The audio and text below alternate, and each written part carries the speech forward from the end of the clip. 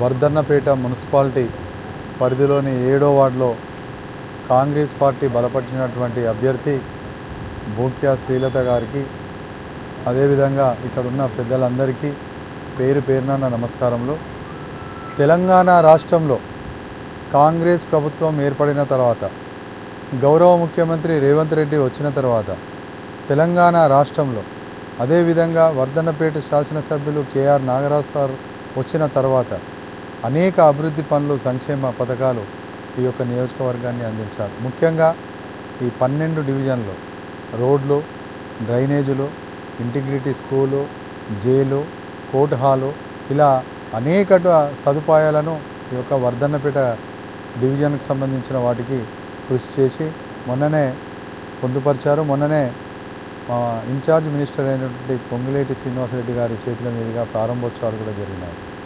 అదేవిధంగా కాంగ్రెస్ ప్రభుత్వం వచ్చిన తర్వాత సన్న బియ్యం అయితేనేమి, రేషన్ కార్డులు అయితేనేమి, రైతులకు రుణమాఫీ అయితేనేమి, ఇందిరమ్మ ఇండ్లు అయితేనేమి, 200 యూనిట్లు కరెంట్ అయితేనేమి, ఇలా చెప్పుకుంటూ పోతే అనేక సంక్షేమ కార్యక్రమాలు పేదలైనటువంటి నిరుపేదలకు అందించడం జరిగింది. కావున 7వ వార్డు నుంచి ప్రజలందరూ కాంగ్రెస్ ప్రభుత్వం పట్ల హర్షం వ్యక్తం చేస్తూ శ్రీలత గారిని అత్యధిక మెజారిటీతో గెలిపించాలని ఉత్సాహంగా ఉన్నారు.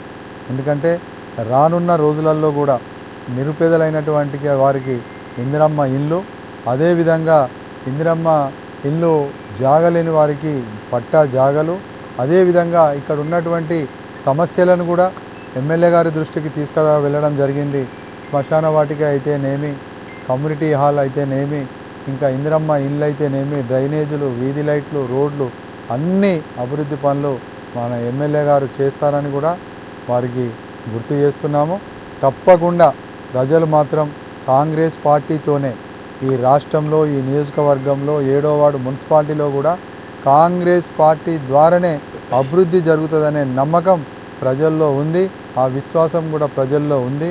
తప్పకుండా ఆ విశ్వాసాన్ని మా ఎమ్మెల్యే గారు, గౌరవ ఎమ్మెల్యే గారు చూస్తారని, అదేవిధంగా స్థానిక కార్పొరేటర్ గారు గెలిచిన తర్వాత కూడా నిరంతరం ప్రజల పట్ల నిలబడతారని తెలియజేస్తూ, ముఖ్యంగా ఈ 7వ వార్డు, అదేవిధంగా వర్ధన్నపేట మున్సిపాలిటీ 12 వార్డులకు కాంగ్రెస్ పార్టీ బలపరిచినటువంటి అభ్యర్థులను గెలిపించవలసిందిగా, అదేవిధంగా హస్తం గుర్తు, చేతి గుర్తుపై ఓటేయవలసిందిగా ఈ యొక్క మున్సిపాలిటీ వారందరికీ చేతులెత్తి శిరస్సు వంచి నమస్కరించుకుంటున్నాను.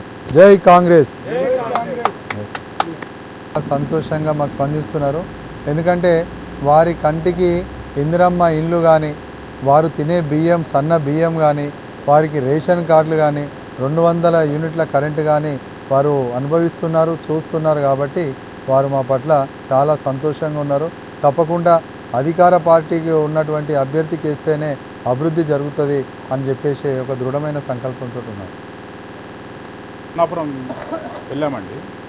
అంటే ఇంటీరియల్ ప్లేస్ లాగా ఉంది. అది 10 సంవత్సరాలు తట్టడి మట్టి కూడా పోయలేదు గత పాలకులు. మేము వెళ్ళామండి. అక్కడ వాళ్ళు అందరూ మా దళితులే. ఏ రోజు కూడా పోయి వారిని పరామర్శ కాదు. అక్కడ ఒక భాస్కర్ అనే ఒక అతను కరెంటు వలన చనిపోతే వారి దరఖాస్తును ఈ రోజు వరకు వాళ్ళు బయటకు తీయలేకపోయారు. 10 సంవత్సరాల పాపం. సరే, దరఖాస్తు అంటే సంవత్సరం అవుతుంది అనుకుంటా. ఇవాళ ఎమ్మెల్యే గారితో చెప్పినాం. వెంటనే ఫోన్ చేసండి. 5 లక్షల రూపాయలు ఏదైతే ఉన్నదో అది దరఖాస్తు ఫైల్ ఇవాళ కదిలిందండి. మూకుమ్మడిగా కోనాపురంలో మూకుమ్మడిగా వన్ సైడ్గా ఇవాళ వర్ధన్నపేట పట్టణంలో శ్రీలత మొదటి గెలుపుగా మేము భావిస్తున్నాం సార్. మీరు చూస్తూ ఉన్నారు.